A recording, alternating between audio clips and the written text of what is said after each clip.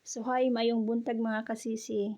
So another challenge na pud ni Meta no, so mag-practice na pud ta. So as ananay di ay so ni matakog sa no kay gusto daw nila og gulay.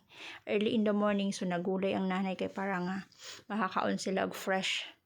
So mo din na nag-chop ko na og kalabasa, ay gusto nila og lawoy. So kana is kamunggay, so naghimay ko og kamunggay kay gusto lagyan nila ang lawoy, so mas lamig gid ang lawoy kung naay kamunggay no. So kana siya. Mas the best jud pud ang kanang wala bitaw inig early in the morning. So after na ko naghikay, so ato na lang nang isabin og hugas no, ang mga kanang ginagamit kay para nga dessert man tug bukid is limpyo na, dili sakit atong utok kay abot nga perti pandaghanang hugason nga naghuwat. So maday na siya paspasan na nato og lihok kay para nga dili na mga pasmang uban nga naghulat pa sa atoa. So ana day na no kay sila na narbaho naman ang uban ni eskwela, so ako rin jud perminteng mabilin sa balay og si papa.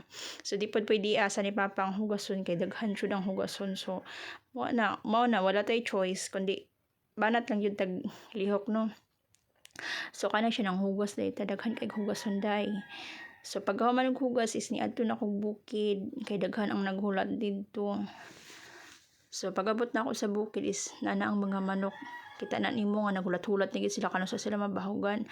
So kana pud among mga iring is tagbantay sa mga ilaga sa bukid. So mao nang di gina siya pwedeng mapas mo sad. So kita na nimo isa ka buk nanay, tulo ka buk iyahang anak, daghan kay mapas mo di ba? O nya kana siya. Kana naghuwat-huwat pa pud na sila nako. So may gali kay nangaon na sila. Busog na daw sila, so thankful na kay sila nga naabot ko, di ba? So thank you for watching mga sisi. Till next time.